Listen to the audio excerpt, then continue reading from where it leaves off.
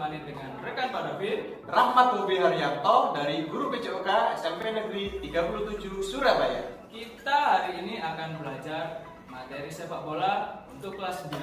Namun sebelum itu, mari kita berdoa menurut agama dan kepercayaan masing-masing agar apa yang kita pelajari hari ini menjadikan manfaat untuk diri kita semuanya. Siapkan diri kalian, duduk dengan tenang, berdoa, dimulai.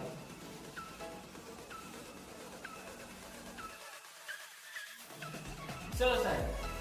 Anak-anakku sekalian, Pak Davin dan Pak Bobi tak henti-hentinya selalu mengingatkan kepada kalian tentang protokol kesehatan, karena kita semua dalam keadaan di tengah-tengah pandemi. Sekarang ada 6 macam, Pak. Iya, ada 6 macam protokol kesehatan yang harus kita patuhi. Yang pertama, selalu gunakan masker dimanapun kalian berada, terutama pada saat keluar dari rumah. Lalu mencuci tangan menggunakan sabun dan air yang mengalir. Nomor 3, menjaga jarak. M yang keempat adalah menjauhi kerumunan. Berikutnya adalah M yang kelima adalah mengurangi mobilitas.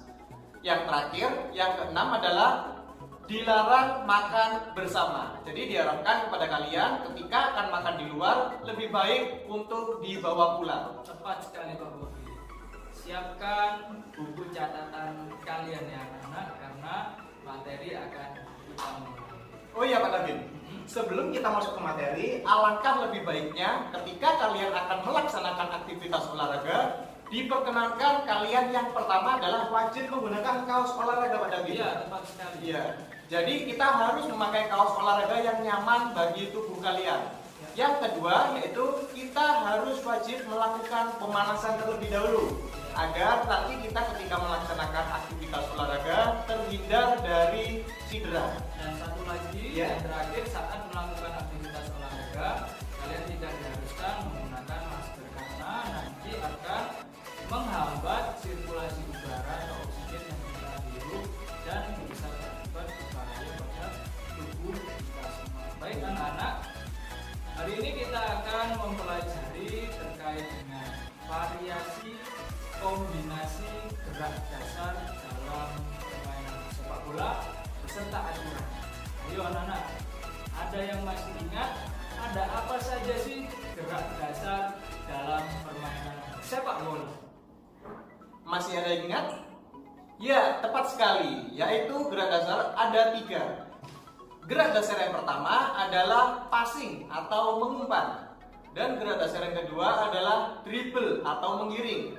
Gerak dasar yang ketiga adalah kontrol atau kontrol bola Pak David.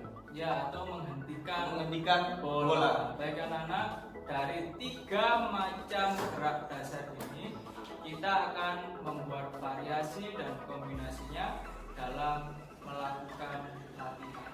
Ya, yang pertama kita akan mempraktekkan mengoper. Ya, jadi mengoper kan ada menggunakan kaki bagian dalam, Kaki bagian luar. Ya, jadi mengoper dengan kaki bagian dalam, lalu Dikombinasikan dikombinasikan dengan mengontrol bola, ya, dengan telapak kaki. Jadi dilakukan berpasangan, ya, mengoper bola, lalu pasangan tadi ya yang dioperkan bola melakukan kontrol bola dengan cara atau menggunakan telapak kaki. Tepat sekali. Mari kita simak video yang berikut ini.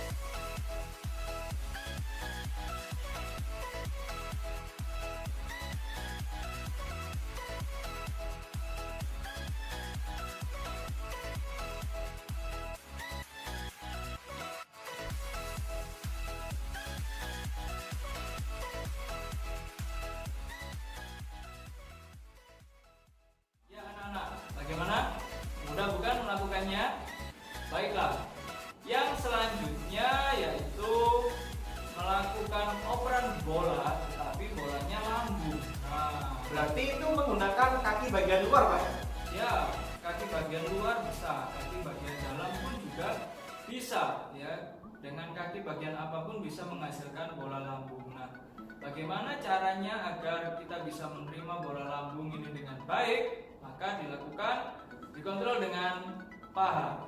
Simak video yang berikut ini.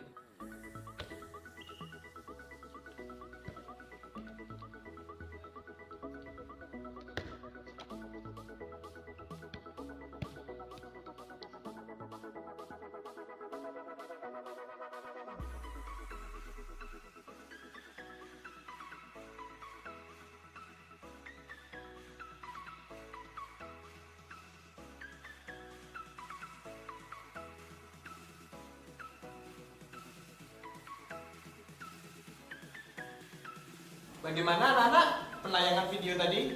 Mudah bukan? Ya, cukup mudah ya Pak Bobi Iya. dilakukan anak-anak. Tapi tentu ketika kita berlatih di luar tetap patuhi protokol kesehatannya, ya kita jaga jarak. Anak-anak sekalian, nanti kita akan kupas lebih dalam terkait dengan variasi kombinasi dalam bermain sepak bola ini, ya melakukan gerak dasarnya. Lalu ada aturan permainan sepak bola. Jangan kemana-mana. Kita kembali di segmen berikutnya. Baik, kembali di segmen pertama tadi Pak Davin dan Pak Bobi sudah menjelaskan berbagai hal terkait dengan variasi kombinasi gerak dasar dalam bermain sepak bola. Kita lanjutkan untuk variasi kombinasi gerak dasar berikutnya. Sebelum masuk ke materi Pak David, Ya. perlu kami ingatkan, alangkah lebih baiknya kalian menyiapkan buku tulis atau buku catatan. Agar apa? Agar materi yang Pak Bobi dan Pak David berikan pada hari ini bisa kalian ingat. Ya, tepat sekali. Jadi kalian catat poin-poin pentingnya yang menurut kalian nanti bisa keluar pada waktu ujian. Baik anak-anak, kita lanjut untuk variasi dan kombinasi gerak dasar berikutnya. Ya, jadi untuk variasi dan kombinasi gerak dasar berikutnya yaitu ada menggiring bola dengan menggunakan punggung kaki, ya, dribbling bola menggunakan punggung kaki, kemudian diikuti dengan mengontrol bola Menggunakan telapak kaki. kaki. Simak video yang berikut.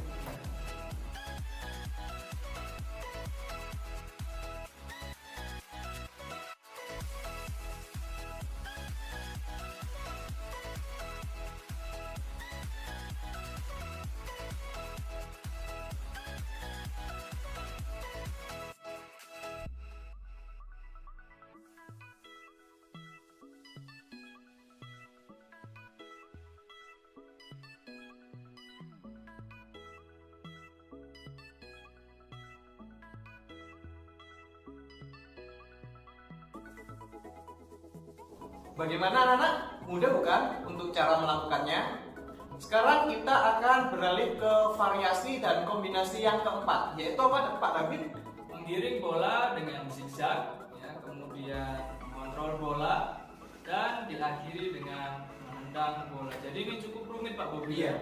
Jadi harus perlahan dalam mempraktikannya. Ya, jadi menggiring bola dengan cara berkelok-kelok, ya, membentuk zigzag. Biasanya kita ada medianya melewati kun Pak David. Iya, kalau di rumah kalian tidak ada alat semacam kun, kalian bisa menggunakan pembatas yang lain, misalkan botol air mineral atau alat-alat yang tidak dipergunakan di rumah, misalkan ada kardus bekas, ya, atau ada alat yang lain yang bisa kalian gunakan sebagai penanda sehingga kalian bisa melewatinya, ya, dengan cara zigzag. Kemudian saat melakukan gerakan berkelok-kelok atau zigzag ini, bolanya sambil dikontrol atau dikuasai dengan cara diinjak dengan telapak kaki. Agar apa? Tentunya agar bola tidak terlepas daripada kekuasaan kita. Sehingga kalau bolanya terlepas kan lawan mudah untuk Merebut bola. Tentu itu Pak Bobi. Jadi kita tetap harus menjaga bola kita agar tidak sampai terlepas, ya, agar tidak sampai direbut oleh lawan dan diakhiri dengan menendang bola. Simak video yang satu ini.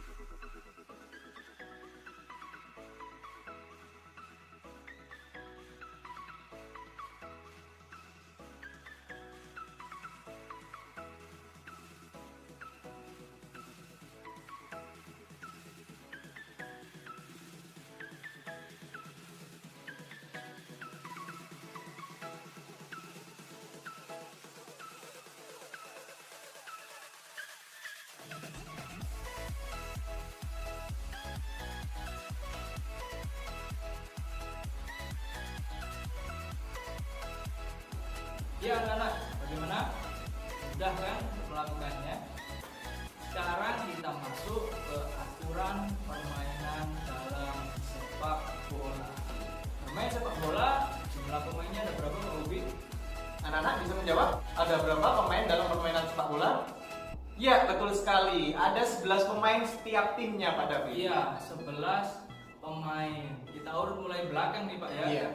Dari posisi penjaga gawang Atau biasa disebut kiper. iya, kiper atau goalkeeper ya. Ada satu orang yang berposisi sebagai penjaga gawang. Di depan penjaga gawang ada pemain apa Pak Bobi? Ada pemain bertahan atau Tepat. biasa sering kalian sebut dengan back. Nah, back sendiri dibagi menjadi 4, yaitu yang paling tengah itu adalah center back, ada 2 pemain, dan ada yang di sebelah kanan yaitu posisi right back, dan posisi sebelah kiri adalah left back. Di depan posisi pemain bertahan ada posisi pemain tengah ya. Ada central midfielder, ada 2 orang ya. Lalu berikutnya ada left midfielder ya, dan right midfielder. Jadi ada kanan dan kiri ya. Ada kanan dan kiri. Kemudian di depannya lagi ada striker atau biasa dikenal dengan Center forward. iya, tepat sekali, ada 2 orang center forward. Nah, untuk pengaturan pemain masuk ke dalam formasi. Ya, formasi ini ada berbagai macam, ada 4-4-2. 4-3-3, 3-5-2. Ada beberapa banyak formasi yang bisa kalian pergunakan. Ya, tergantung daripada komposisi pemain dari tim yang bermain. Jadi anak-anak tidak usah bingung dengan formasi dan seterusnya. Kalian cukup mencatat dan memperhatikan dengan baik. Selanjutnya yaitu lama permainan sepak bola. Iya, jadi waktu yang diperlukan ketika permainan sepak bola adalah 2 kali 45 menit. Dan setelah babak pertama selesai, ada jeda waktu untuk istirahat. Untuk waktu istirahat selama berapa menit Pak David? 15 menit. Iya. Nah, tentunya dalam bermain sepak bola kan waktu tidak berjalan terus. Terkadang wasit ya, jumlah daripada wasit sepak bola ada 3, ada di tengah 1 dan 2 di samping-samping lapangan. Terkadang wasit sepak bola menghentikan sejenak permainan sepak bola karena ada kejadian ya, atau ada sebuah pelanggaran di sana. Nah, saat wasit menghentikan permainan ya, maka waktu-waktu ini akan diakumulasi yang kemudian akan ditambahkan sebelum babak permainan tadi selesai ya, yang dikenal dengan additional time atau waktu tambahan. Jumlahnya bervariasi, ada 3 menit, ada 4 menit, ada 6 menit, bahkan tergantung daripada lamanya permainan tadi terhenti. Baik anak-anak, sesaat lagi kita akan masuk ke segmen yang ketiga setelah pariwara yang berikut ini. Baik anak-anak, di segmen ketiga ini Pak David dan Pak Bobi tetap melanjutkan materi terkait dengan aturan dalam bermain sepak bola dan di akhir nanti akan ditutup Dengan penugasan. penugasan. Aturan permainan sepak bola yang berikutnya yaitu ada pelanggaran ringan dan pelanggaran Keras. Iya. Jika kita melakukan sebuah pelanggaran ringan, maka wasit akan memberikan sebuah kartu kuning. Dan sebaliknya, apabila kalian melakukan pelanggaran keras, maka akan berbuah kartu merah. Nah, Pak Bobi, saat seorang pemain melakukan sebuah pelanggaran dalam suatu permainan sepak bola, pelanggaran ringan nih, Iya. diberikan 1 kali kartu kuning. Lalu ternyata pemain ini melakukan pelanggaran serupa, ya. Ini masih dalam satu permainan nih, belum selesai ya. Melakukan pelanggaran ringan serupa dan mendapatkan kartu kuning lagi, maka akan terjadi apa Pak Bobi? Maka akan terjadi kartu merah atau yang biasa dikatakan akumulasi kartu.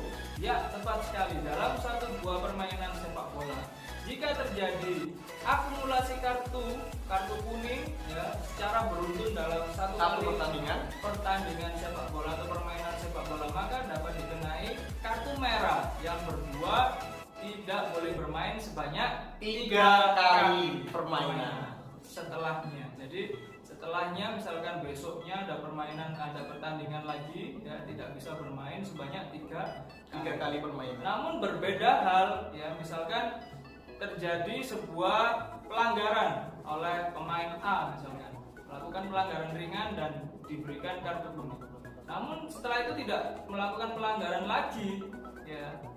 Tapi keesokan harinya terjadi kartu kuning kembali ya dalam permainan keesokan harinya, ya, maka mendapatkan akumulasi kartu, bukan kartu merah, tetapi akumulasi kartunya di pertandingan keesokan harinya lagi tidak boleh bermain sebanyak 1 kali permainan. Tepat sekali. Berikutnya yaitu kita akan beralih ke pelanggaran keras pada tim. Ya, ada berbagai macam jenis, ya, hal-hal yang tidak diperkenankan dalam bermain sepak bola yang ini merujuk pada pelanggaran keras, ya.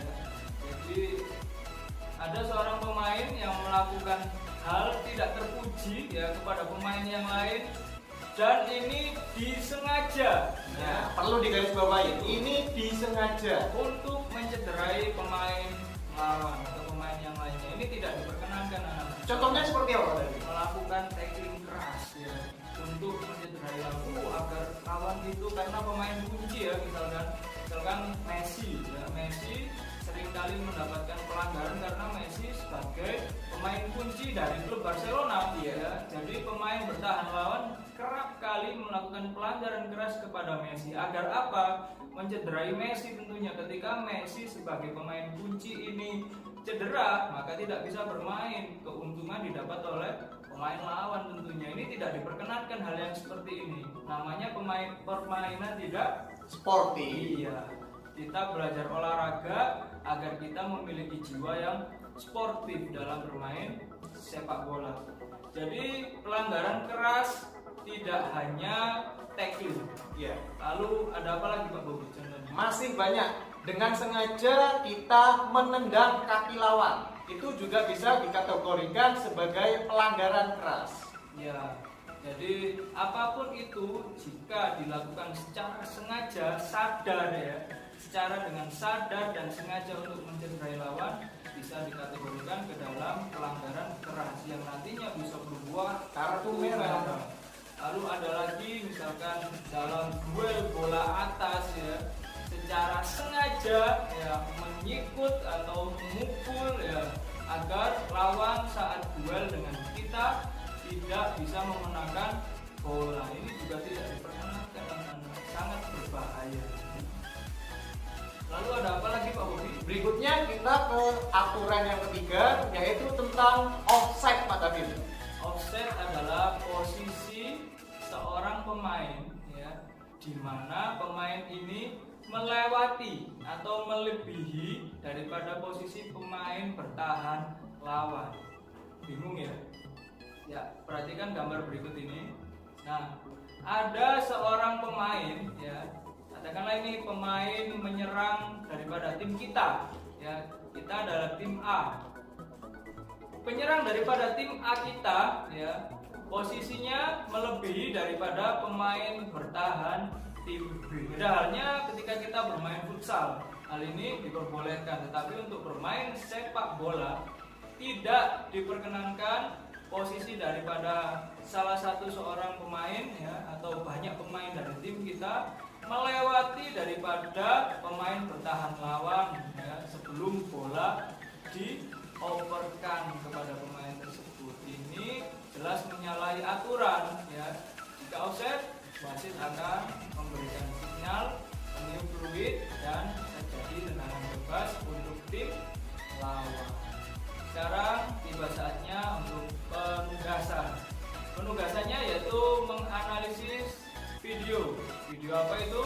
Silakan kalian bisa mencari video terjadinya pelanggaran, ya, dalam perhelatan Euro 2020 atau Copa America yang baru saja berakhir. Itu kan sangat seru, ya Pak Bobi, ya, pertandingan dalam dua event itu, ya.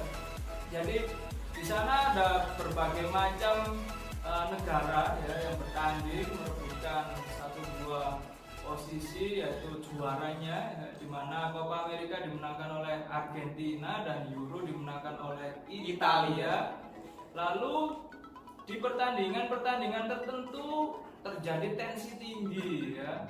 Nah, pasti di sana terjadi sebuah pelanggaran. Silakan cuplik video ya dalam satu buah pertandingan ya di mana terjadi pelanggaran di sana dan kalian melakukan analisisnya. Jadi tampilkan videonya lalu kalian melakukan analisis ya. Di sini sedang bertanding antara negara apa dan apa, lalu kemudian terjadi pelanggaran ringan atau pelanggaran yang berat, keras, dihadiahi tendangan seperti apa oleh Tendangan wasit, bebas atau bahkan ada tendangan penalti juga. ya. Silakan kalian atur yang baik videonya, kalian edit yang sebaik mungkin ya. Lalu kirimkan pada guru PJLK kalian Masing-masing. baik anak-anak, sekian pembelajaran pada hari ini. Pak Davin dan Pak Bobi tetap mengingatkan pada kalian untuk selalu patuhi protokol kesehatan dimanapun kalian berada. Terima kasih banyak anak-anak atas perhatiannya. Sampai jumpa di pertemuan berikutnya. Dadah!